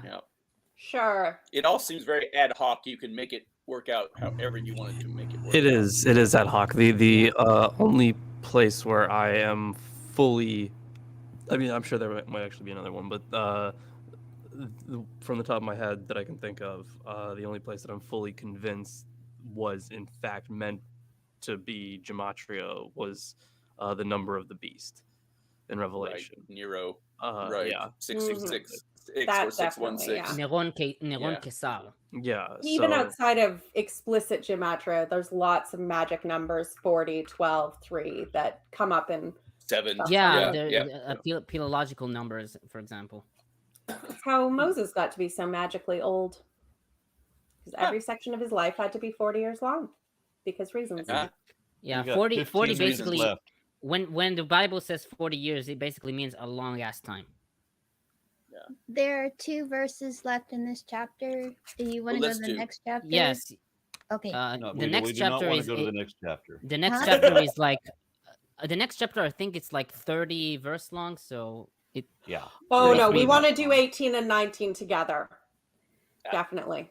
Basically, the next 2 verses are God. I'm saying again that they circumcised them, all of them, all the men of them. You know, in the self same day was Abraham circumcised, and Ishmael his son, and all the men of his house, born in the house and bought with money of the stranger, were circumcised with him. Good. It's over. Yeah, all the slaves. Hey, we're going to Yay. chop the tip of your dick off. Yeah. Yeah. And we're going to tell you twice in the Bible. Yeah. Because Let me redundancy. reiterate. Yeah. Being redundant is our redundant problem. Yeah. So we got a couple of chats I want to read to you. Grimlock offers $2 and said maybe he enjoyed the circumcision. Oh my. He's going. He. If he does, then he is a very sadistic person, which explains a lot. Yeah. And then Metal Face Hurtle. Metal Face Hurtle. I like that name. $20. Thank you very much for that. Says, I love what you do and would like to share my story of my Catholic school experience. Wow. Yeah, well, Peter has relay information through Peter, and you can either upload a video or send me a PM or whatever. And yeah, I'd be interested to hear it, I think. Although being a Catholic school, yeah, this could be a pretty bad story. Drink. Whatever happened, just drink. Yeah, it seems like the best option for the best option would be the Blues Brothers nun with the yardstick. I mean, in the next episode, chapter 19 is, as I said, a chapter worth a beer or a drink or whatever you want, because this is chapter 19 is like a yikes chapter. It's a lot of yikes. And I really wish that Jimmy Snow will be in this episode. Okay, well, Lord. Yeah, as you point out, I'm going to be doing another show in an hour. I will not be here next week. I wanted to ask, is it possible that in the next 2 weeks could we have 2 episodes so we can compensate on the one that will not happen next week? Could we have like one for Saturday and one for Sunday, perhaps? Well, Lawrence would not be able to be here on the Sunday. Well, the thing is, I could be here on Sunday, but or Friday. I don't care. Yeah. And also on Fridays, I have my Friday Apocryphal podcast on Fridays. If it's not possible, then I understand. Yeah, I wish I could make it up, but not with the whole team of people, and Lawrence is kind of important in this, so yeah, yes. Yeah. So I wouldn't be able to do that. But as I said, I'm not going to be here next week, so we'll have to skip a week. And yes, yeah. Fair enough. All right. These things happen. Mm-hmm. Yeah, I'm gonna be at the Kentucky Free Thought Convention. Oh, that sounds like so much fun. Yeah. Poor Kentucky. Go to the Ark? Oh no. Not even going to go and hold a sign outside saying "Welcome to the Genocide and Incest Park." I know you've done it, Aaron. From that park. I would love to do that again, but I am not going into that arc again. I just uploaded a video about that arc, by the way. I've seen this. Is it falling apart already? No. I was talking about the counter apologetics is what I was doing. Talking about how ridiculous the shipworthy is the Noah's Ark shipworthy. That was the topic of the video that I just did. But so I'm going to be in Louisville, not near the Ark. But anyway, 2 weeks from now, then I'll be back over here. All right. Hold on. Looking forward to it. I've read something from what? One comment that says that it's very strange. That's What are we talking about? A comment by I think he's talking about the recent comment after the Catholic school one. Okay. Mm. Is that? Oh, okay. I see it. There's a couple in here. So Catch Bay for £9 or €9.99. One panelist comes from a culture where women or anything else are not valued. You have given him time because he is persuasive. I like what you're What? doing, but keep your eyes open. What? That's a little creepy. Yeah, I mean, Yeah, what what what are the you what talking what are you Very talking about? creepy. Like, I don't think that. I personally, I'm not aware of this. I don't. He's I, talking about I don't- David. No, I'm David messing or with me? you. I I'm don't messing know. with you. Hey, David Persuasive. got out of Mormonism. I mean, Um, and we know he's not talking about me because I've been bitching about the devaluation of women this whole time. It's probably Lalandra. I suspect it's all about Lalandra. No, Yeah. it says he. Oh, you're right. Um, You're right. Oh gosh, I don't know. That who it could be eliminates then. me and Lilith. One I mean, of I'm you not- will betray me. I'm not a Yes. religious man myself. He's sitting but to your left. Oh. I'm not. I'm Oh, honestly no. not a religious man, but I personally don't think that this is true. I mean, there are many strong women in the Bible, and Mm. so I don't know what to say about this. But you because can't base it on the Yeah. Bible if they're talking about your culture, right? I mean, you had Yeah. My powerful culture, no. you had I- powerful political leaders. Yeah, Like, we you know, had Yes. we had Golda Meir. We have Yeah, that's the one I was gonna. That was one I was gonna mention. we but had we have members of parliament who are women. So I don't understand. Yeah. Okay, whatever. Oh, that's just what I'd expect from some dog of And a what about Yemenite, he is though. persuasive? What does that mean? Yeah. yeah, well, I thought yes, I thought by very- persuasive he must have been talking about Lawrence. Ah, No, yeah, let's I hopefully think- I'm persuasive. I think our takeaway is we must be very, very careful and very suspicious of everything that happens because I'm he's just very glad nobody persuasive. assumed they were talking about me. Ah, you're not that's Wait, the true. Persian. Oh, wait. Oh, Yes, the Persian. Paranoia will destroy Uh-huh. you. Mm, Yeah. I'm not actually Persian. The name is, like I said, a joke between me and another person. That's Sure. exactly Go what a figure, Persian I'm not would say. Egyptian. Sure, you're And not. I'm not Yeah. actually a demon, despite what my ex-husband says. Right, I got one more And I'm chat actually here. ex-Southern Baptist, not ex-Mormon. So Oh, look at you. yeah. Yeah. It's even In worse. fairness, really. that is Run a under. cultural Yeah, it's debate. worse. Runender has a comment that says, "Has Aaron considered doing YouTube memberships alongside Patreon?" New concept. Hadn't looked into memberships. Don't even know what that's about. So It's basically just Patreon on YouTube. That's it. gotcha. No. Okay, yeah. Though I could use another revenue stream because I need as much revenue as I can get. Yeah, people ask me how I'm doing all the time, and I'm like, always broke, always busy. Yep. It's like I'm looking in a mirror. Yeah. Yeah. All right. Anybody have any final comments? Did you skip Metal Face Hurdle's no, comment? he didn't. No, we did cover that one. Okay. So my one comment would be to go subscribe to Milwaukee Atheists. I did just release a video on the suffering servant, and I come to a different conclusion than most scholars, actually.